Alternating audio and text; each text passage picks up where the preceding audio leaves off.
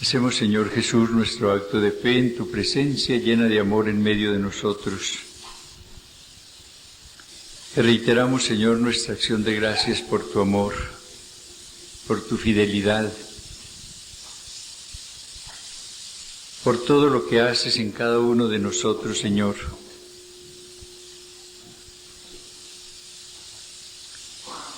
Te pedimos que derrames tu luz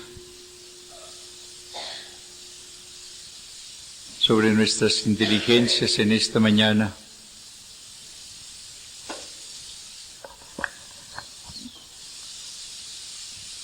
Úngenos con tu espíritu de verdad, de santidad, oh Señor. Conozcamos mejor ese deseo que tienes de encontrarnos cada día más limpios, más perfectos, para que puedas así comunicarnos más intensamente tu amor. Pon, Señor, tus palabras en mis labios, envíanos tu luz y tu verdad. Obra en nosotros, Señor, te lo pedimos por intercesión de María, la Virgen fiel, la Virgen contemplativa, la que por amor te entregó todo su ser.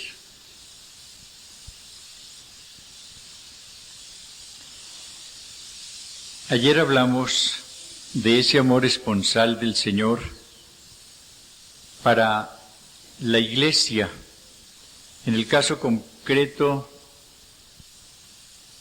del amor esponsal del Señor a la religiosa, a quien, según las palabras de Juan Pablo II, el Señor le ha hecho una declaración de amor, a la cual ella debe corresponder con una entrega total, generosa y alegre.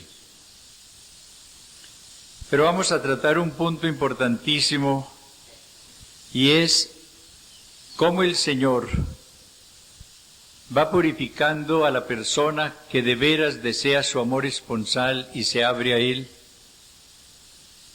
cómo la somete a distintas pruebas, que son manifestaciones de su amor, y que buscan no atormentar a la persona, sino acercarla cada día más a Él, prepararla mejor para la unión con Él.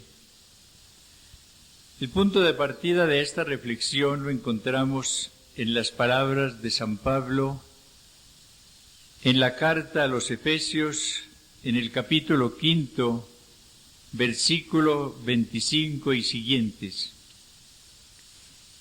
Cristo amó a la Iglesia y se entregó a sí mismo por ella para santificarla,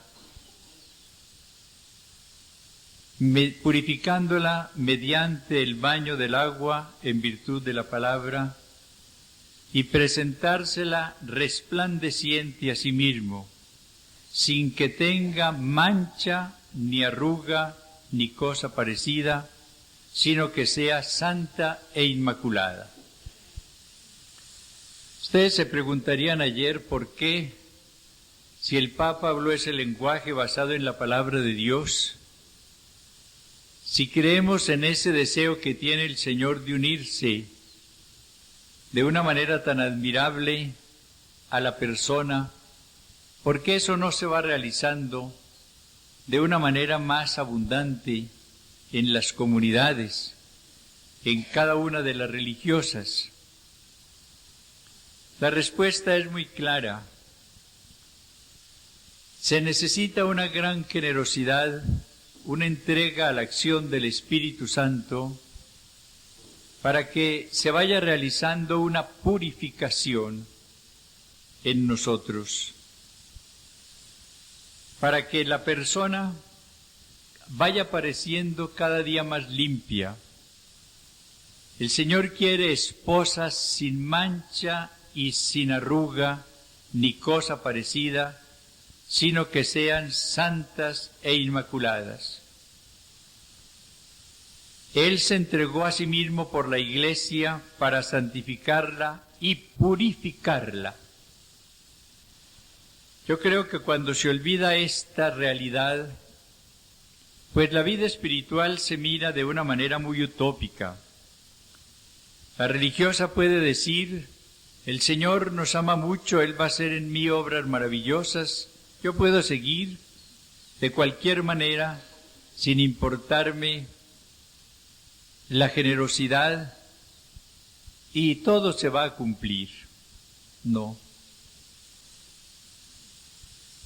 Hay una etapa que es importantísima en la obra de la santificación y es la etapa de la purificación.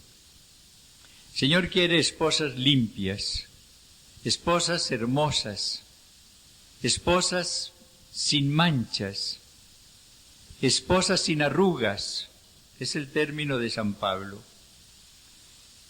Y por eso Él mismo, oigan bien esto, Él mismo va haciendo la purificación de la persona. Y esa etapa de purificación es la que se presta a muchos desconciertos, a grandes inseguridades, a veces a crisis, si esa persona no tiene un director espiritual sabio que sepa orientarla, consolarla y sostenerla en esa etapa difícil. Es una purificación pasiva, es decir, recibida por el Espíritu del Señor. El que purifica es Él, el Señor. Él purifica, Él perfecciona, Él lava, Él adorna a su esposa. Hay que distinguir, sí, y este es un punto de partida muy importante, esta purificación, esta noche oscura, esta sequedad causada por el Espíritu Santo, de aquella que se presenta en muchas religiosas por descuido y por tibieza. Dos personas pueden encontrarse en una situación muy parecida, por ejemplo, disgusto por la oración, dificultades en la caridad, dificultades en la castidad, dificultades en la fe, dificultades en el cumplimiento del deber. La una porque está en una purificación realizada por el Espíritu Santo en ella, y la otra porque llegó a ese estado por descuido, por tibieza, por falta de generosidad. Hay que hacer entonces una distinción muy grande desde el principio para evitar una desorientación en este campo. Preguntémonos en esta mañana, al hacer esta reflexión, si tenemos delicadeza para evitar lo que disguste al Señor o no. Ese es un gran punto de partida. San Juan de la Cruz dice que el Señor espera de las personas a quienes ama cortesía, delicadeza, finura. Sabemos cuán importante es en el amor humano la finura, la delicadeza, la cortesía, cómo la vulgaridad lo echa a perder todo. A veces olvidamos la delicadeza con el Señor, la cultura, la cortesía con Él. A veces olvidamos el afán de agradarle en los detalles. Y esto es lo que va retardando a veces la obra de nuestra santificación. Cuando el Señor quiere introducir ya a una persona en la contemplación, que es cuando le va regalando su amor esponsal de una manera más intensa, la somete a una serie de pruebas que la van purificando y que se comparan con una noche por la oscuridad que se presenta en la vida interior de la persona. Lo primero que sucede es esto. La persona estaba acostumbrada a una oración de reflexión discursiva que la iba ilustrando, que la iba convenciendo, que le iba ayudando mucho a preocuparse por el Señor y por lo suyo. Por ejemplo, en el amor al hermano, ella iba reflexionando acerca de las palabras del Señor, de la presencia del Señor en el hermano, de la necesidad de amar al hermano para poder conseguir, por ejemplo, lo que se pide, una serie de realidades, de doctrinas, de verdades que están en torno a esa verdad. Hay que amar al hermano. Esa meditación discursiva iba dejando después en la persona afectos, deseo de servir más al hermano, deseo de glorificar más al Señor en su persona y en el hermano. Servía esa meditación para crecer en el entusiasmo por el apostolado, por ejemplo, con el pobre, etc. Todo eso empieza a desaparecer cuando el Señor va introduciendo a la persona en esa noche. Llega un momento en el cual esa reflexión que antes hacía con facilidad y provecho se vuelve imposible. La persona ya es incapaz de reflexionar, de hacer una serie de reflexiones útiles que hacía antes. Y de un momento a otro desaparecen esos consuelos anteriores y la persona se encuentra en una gran sequedad. Y viene entonces el desconcierto. ¿Qué ha pasado? Ya no puedo orar como oraba antes. Ya no encuentro en la oración los consuelos que el Señor me regalaba antes. ¿Qué habrá pasado? Y viene entonces una serie de dudas. ¿Será que el Señor no me ama? ¿Será que Él no es tan fiel como me habían dicho? ¿Será que yo no merezco ser amada por el Señor? ¿Será que Él me ha rechazado ya? Empiezan las dudas contra la fe, las dudas contra la esperanza.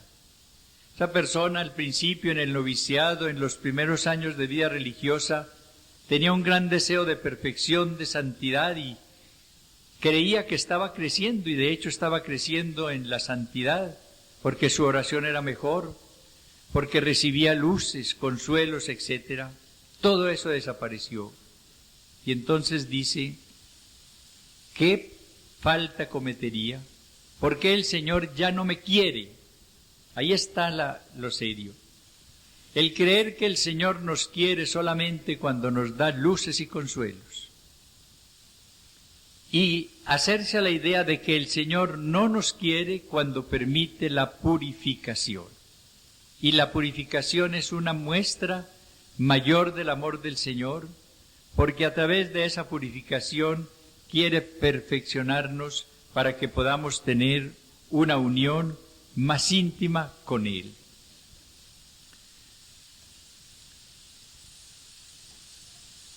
Esta etapa de sequedad, esta etapa de oscuridad y esta etapa de lucha, que son los distintivos de esta situación, tienen como fin, en primer lugar, purificarnos de las faltas pasadas y de los defectos que tengamos. Y en segundo lugar, tiene como fin perfeccionar en nosotros las virtudes, que son los adornos que el Señor quiere encontrar en nosotros para regalarnos más íntimamente su amor.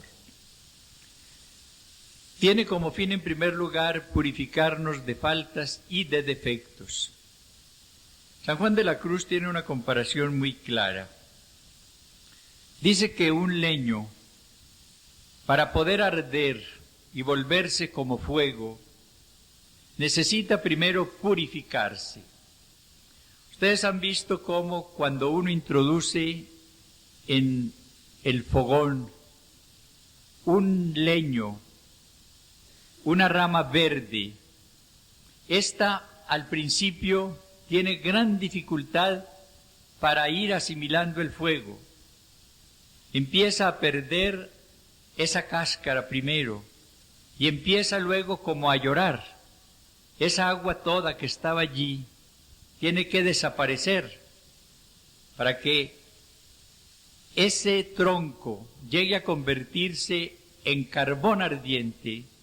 Necesita perder muchas cosas, corteza, defectos que tenía como tal, perder toda esa agua que era como la vida de él, llorar. No ve llorar al árbol en ese momento, al tronco cuando está en el fuego. en la medida en que se va secando, se va preparando para que el fuego lo abrace, para que el fuego lo vuelva como fuego. Tiene que pasar el árbol verde por la sequedad.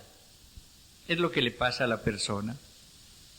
Tiene que pasar por ese estado de sequedad en el cual van desapareciendo apegos, van apareciendo defectos, van desapareciendo las imperfecciones que estaban afeando a la persona, las arrugas, las manchas. No olvidemos la frase de San Pablo: quiere presentársela como esposa santa e inmaculada, sin mancha y sin arruga. Y el Señor quiere la perfección de las virtudes, y por eso, en esta etapa, se presentan a veces dificultades y tentaciones grandes contra distintas virtudes. Vienen dificultades para la fe, como decía, dificultades en el campo de la esperanza, dificultades en el campo de la confianza, pero a veces se presentan dificultades grandes en el campo de la castidad, tentaciones fuertes que no se habían tenido antes, imaginaciones que va sugiriendo el maligno muchas veces, mayor dificultad para conservar el equilibrio afectivo que se tenía hasta ese momento. Vienen dificultades en el campo de la paciencia. La persona no tiene aquella serenidad que tenía antes, empieza a ser más irritable, se resiente más fácilmente con lo que se le dice, con lo que se le ordena. Va sintiendo cada vez más dificultad en el cumplimiento del deber, siente cansancio. Un trabajo que antes realizaba con facilidad en el apostolado, en la enseñanza, en cualquier campo, con pobres, con niños, con ancianos, de un momento a otro empieza a volvérsele difícil. No tiene la alegría, el gozo de antes, ahora todo es duro, todo es seco. Se va dificultando la paciencia y se va dificultando la paz interior, que se pierde fácilmente.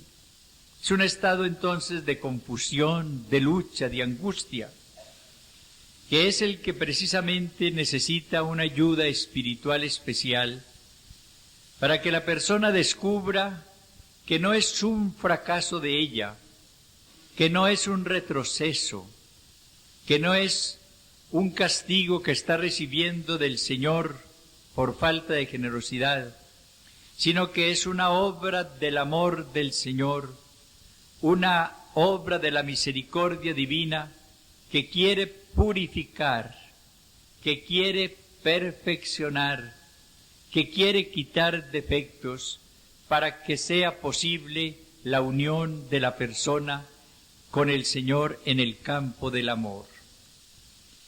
El Señor, volvamos a la idea fundamental, quiere unirse esponsalmente con el alma. La Iglesia es su esposa, y la Iglesia, no lo olvidemos, somos cada uno de nosotros. Pero Él no se une amorosamente en plenitud con esa esposa mientras ella está manchada, afeada, llena de defectos, llena de apegos desordenados, llena de limitaciones. Él mismo la va purificando. No le dice purifíquese, perfecciónese, porque la persona sería incapaz de hacerlo. Le dice: voy a purificarte, voy a prepararte, a hermosearte, a limpiarte, a quitarte manchas y arrugas para poder unirme contigo. ¿Qué quiere el Señor en esta etapa? Que la persona vaya descubriendo en primer lugar su miseria, pero que la descubra con paz. Ayer insistimos en una idea a la luz de las palabras de Isaías: somos tierra desposada, tierra. Lo que dificulta mucho la unión de las personas con el Señor es el orgullo, Aquellas personas que se creen muy virtuosas, muy perfectas, muy santas, no llegan a ninguna altura de unión con el Señor. Él se une con la humildad. Nadie ha recibido una unión en el campo del amor con Dios tan grande como la de María. El Señor está contigo, le dice el ángel. El Señor se encarna en ella. ¿Pero por qué? Porque ella es la esclava del Señor. Porque ella se siente la esclava del Señor. Porque ella le dice, aquí está tu criatura, que nada puede, que nada es. Hágase en mí según tu palabra. Y en el Magnificat dirá, porque miró la pequeñez de su esclava, por eso me llamarán bienaventurada todas las generaciones. El Señor no se une como esposo, sino con la persona humilde. Ese es el secreto. Dios rechaza a los soberbios y da su gracia a los humildes. Al soberbio lo rechaza, al humilde lo llama, lo acoge, le da su gracia.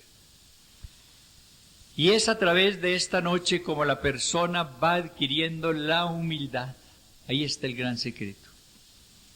Cuando va experimentando incapacidad de orar, dice, no puedo orar si el Señor no ora en mí. Cuando va sintiendo la dificultad para creer, la dificultad para esperar, la dificultad en el campo de la castidad, la dificultad en el campo de la paciencia, la dificultad en todos los campos, descubre la realidad de su miseria, pero la descubre con paz. No con pesimismo para decir, como soy la miseria, no puedo pensar en unión con el Señor. No, recuerda, es tierra desposada. Una tierra en la cual él va a encontrar su regocijo, pero una tierra purificada. En el Cantar de los Cantares la esposa es comparada con un huerto cerrado, en el cual el esposo encuentra toda clase de frutos exquisitos. Venga mi esposo a su huerto y coma los frutos maduros exquisitos que hay en él. El huerto que es tierra, pero un huerto cerrado a todo lo que sea influencia mundana, un huerto cercado por la vigilancia, por la mortificación, y un huerto del cual se han arrancado todas las malezas, todos los abrojos, que se ha quitado todo lo que impida que puedan allí crecer los árboles que han de dar los frutos para el amado. Tierra, pero tierra desposada, llamada a la unión con el Señor. Huerto, pero huerto cerrado y huerto limpio, en donde pueda encontrar el amado sus frutos exquisitos.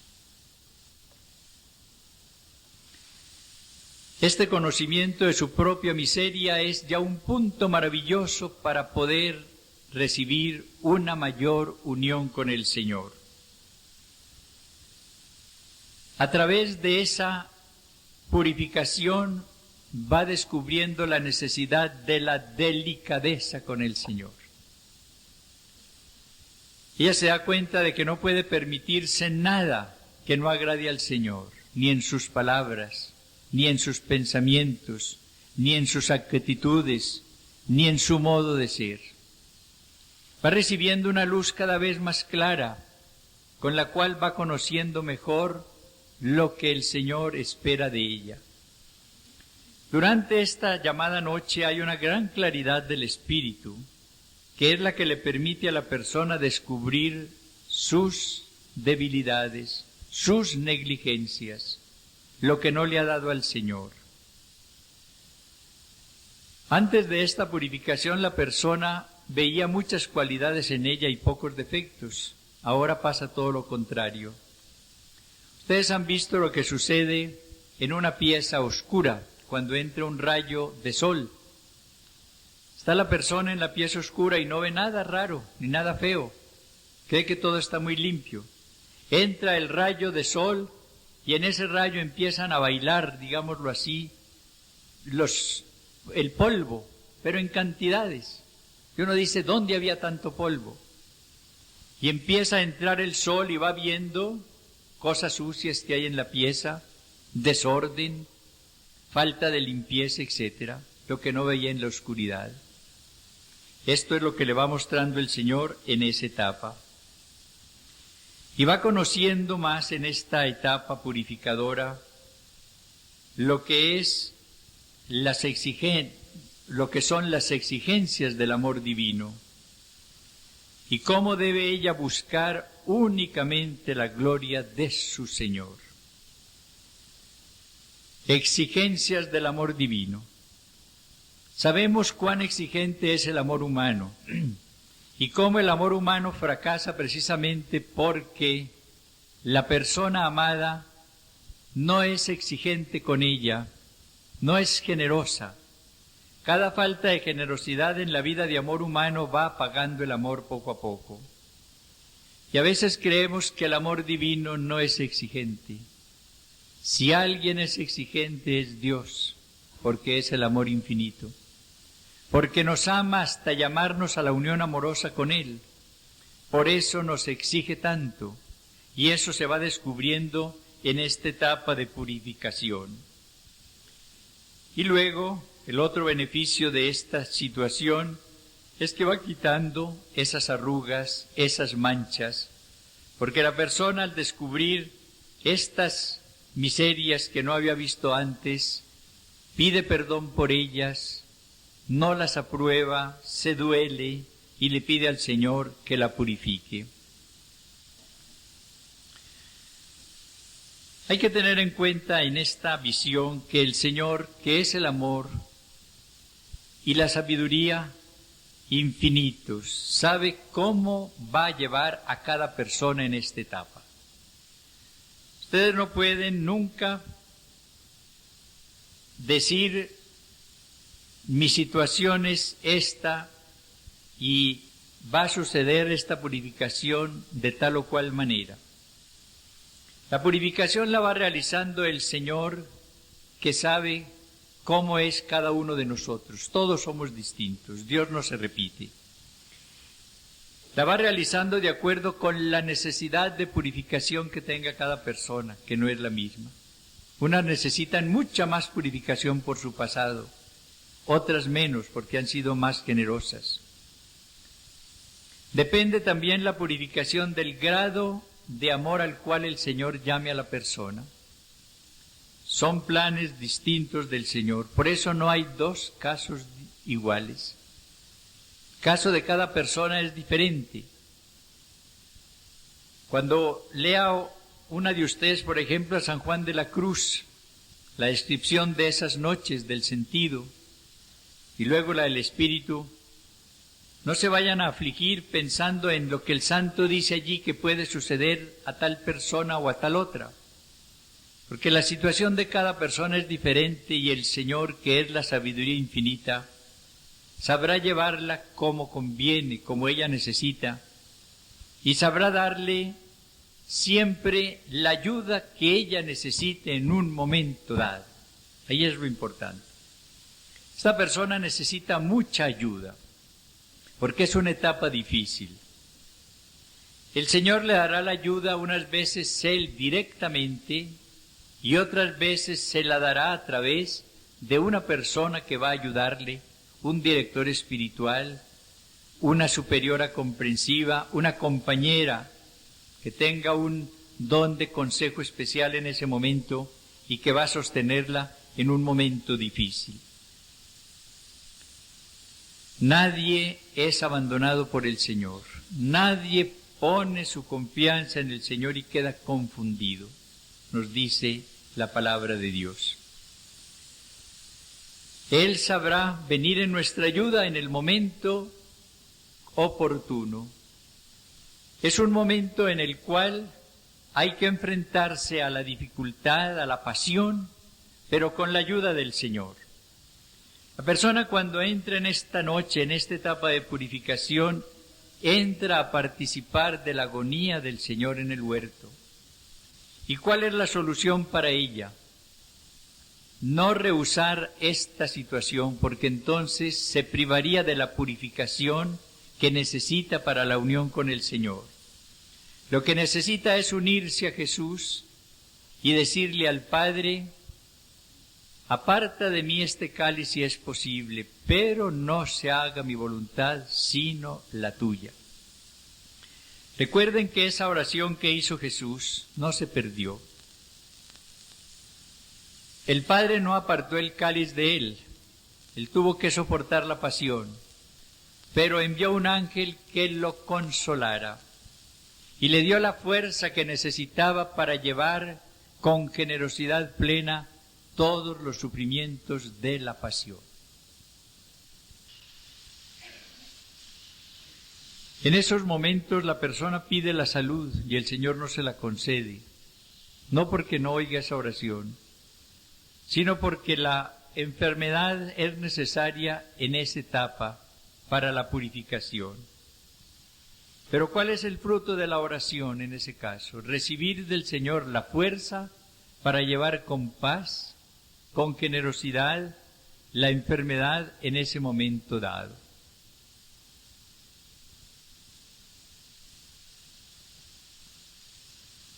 ¿Qué debe hacer entonces la persona que está en esta etapa tan importante? En una etapa que es definitiva tal vez para ella. Lo que debe hacer es entregarse generosamente a la acción del Señor. El esperar contra toda esperanza, como dice la palabra de Dios de Abraham. El decirle al Señor en un acto de fe muy grande: creo en tu amor, no dudo de tu plan divino, no dudo de tu misericordia, me entrego a oscuras, a ciegas, a tu acción en mí. Esa es la persona que da el gran paso en esta situación, a que le dice al Señor: no se haga mi voluntad sino la tuya, confío en ti a pesar de todo, no quiero dudar de tu amor, haz en mí lo que tú quieras hacer, porque deseo verdaderamente la unión contigo. Después la persona tiene que perseverar en la oración a pesar de esa sequedad. Ahí está el otro secreto. Primero la confianza, el abandono total en el Señor, y luego la perseverancia en la oración. ¿Qué sucede con frecuencia? Que la persona que entra en esta etapa de sequedad, que ya no puede meditar como antes, que ya no disfruta de los consuelos de antes, dice: ¿para qué oro si allí no hago nada? Voy a la capilla y me siento allí como un tronco. Ya no puedo pensar nada, no siento nada. Esta es la sequedad tremenda. Mejor me voy a hacer alguna cosa. Y comete el engaño de ir, por ejemplo, a hacer un apostolado, o a estudiar, o a preparar una tarea, o a preparar tal o cual acto apostólico. El tiempo para el Señor es del Señor.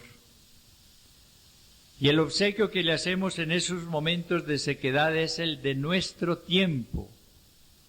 Cuando uno en sequedad pasa la media hora, la hora, el tiempo destinado para la oración a los pies del Señor, le está diciendo con esa entrega de su tiempo que Él lo reconoce como Señor de su vida, como Señor de su tiempo.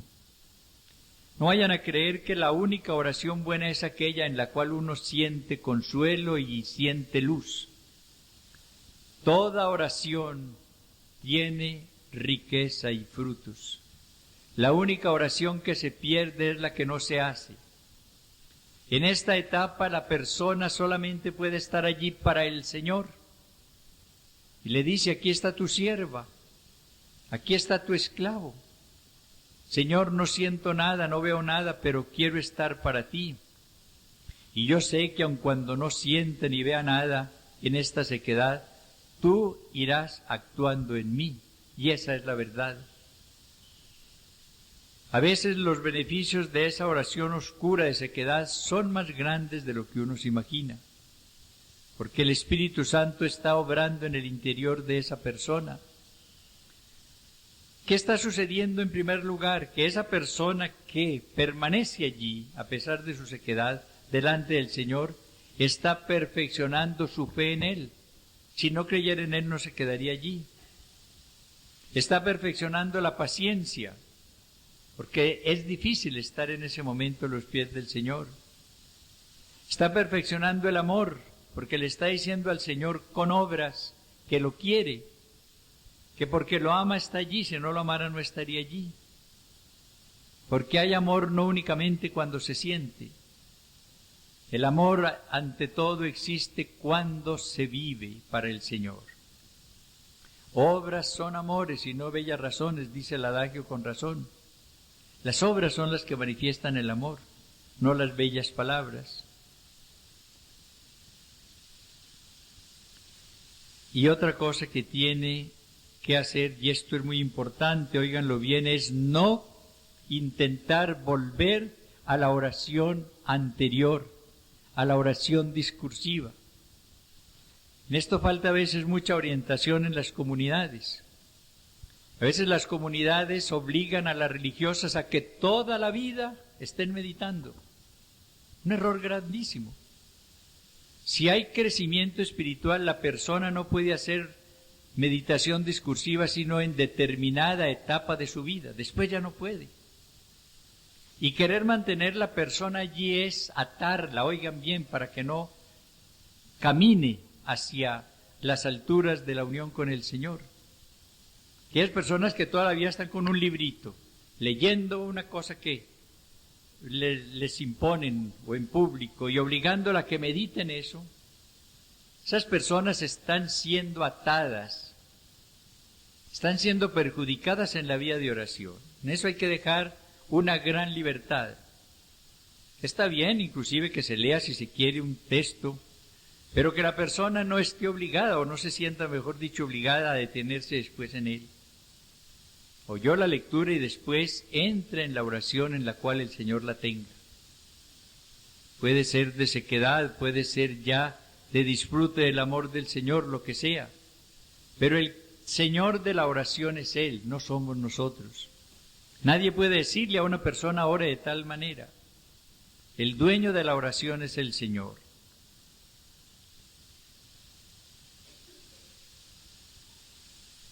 Miren, hay una comparación muy hermosa de San Juan de la Cruz.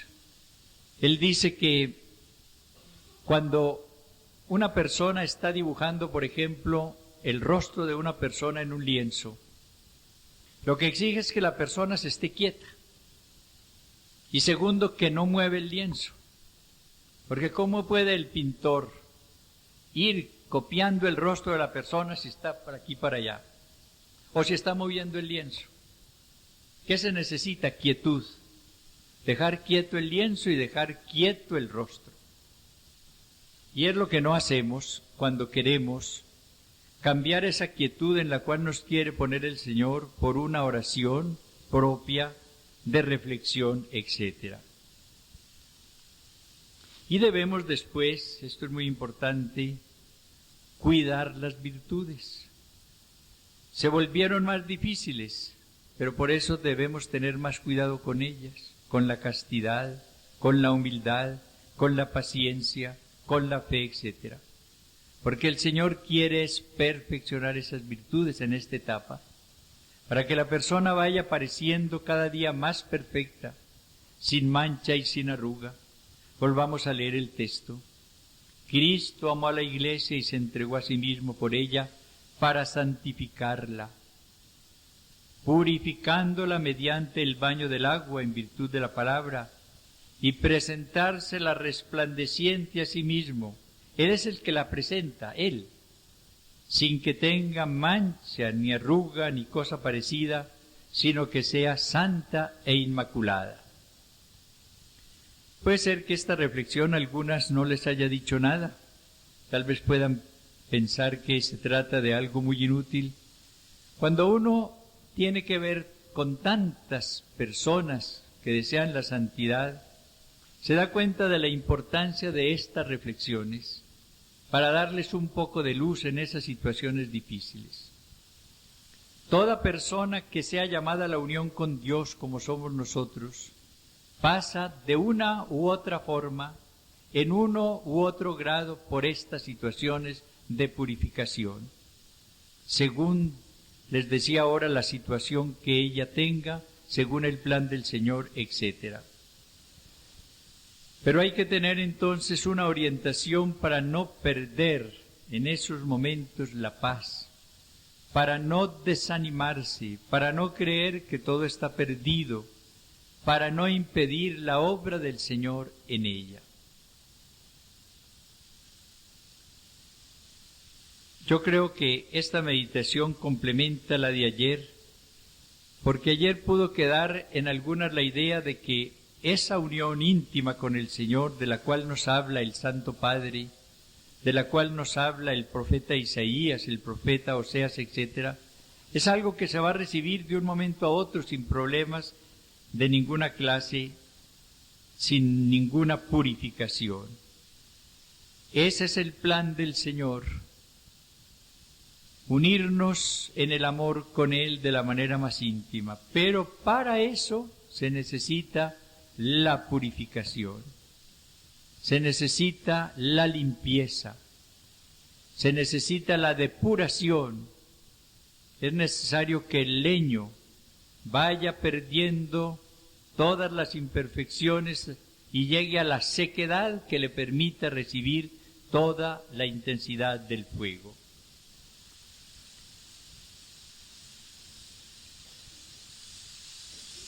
Cada una deténgase después en la reflexión personal para estudiar su situación.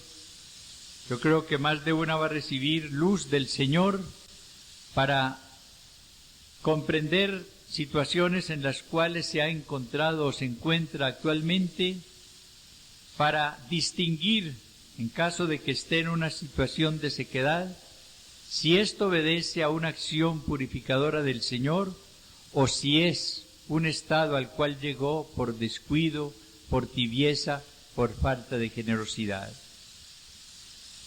Yo creo que en la medida en que nosotros, y es con esto termino, nos llenemos del amor de Dios, en esa medida vamos a amar a los hermanos. Hoy hay una equivocación y es hablar del amor al hermano sin más ni más, olvidando que el amor al hermano se da cuando la persona está enamorada del Señor.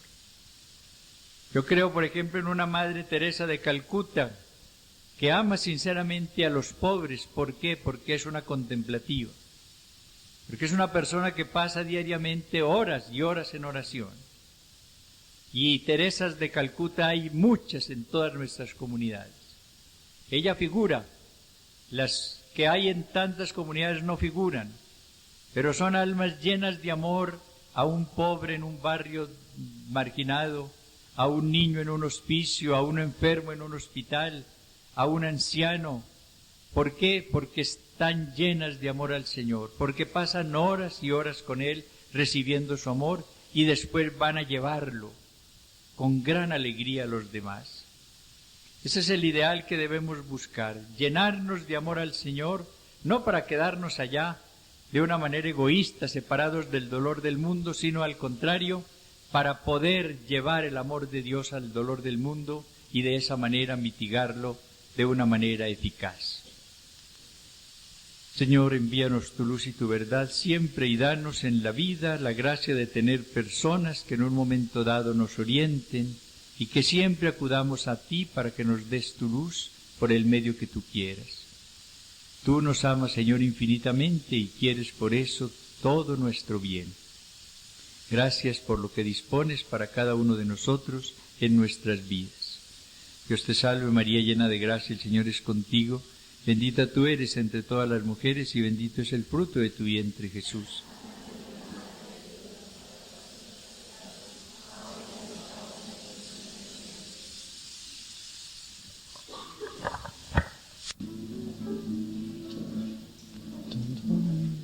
¿Dónde está el Espíritu de Dios? Hay libertad, hay libertad. ¿Dónde está el Espíritu de Dios? ahí siempre hay libertad. Libertad, libertad, libertad, libertad. ¿Dónde está el Espíritu de Dios? Ahí siempre hay santidad. ¿Dónde está el Espíritu de Dios? Hay santidad, hay santidad.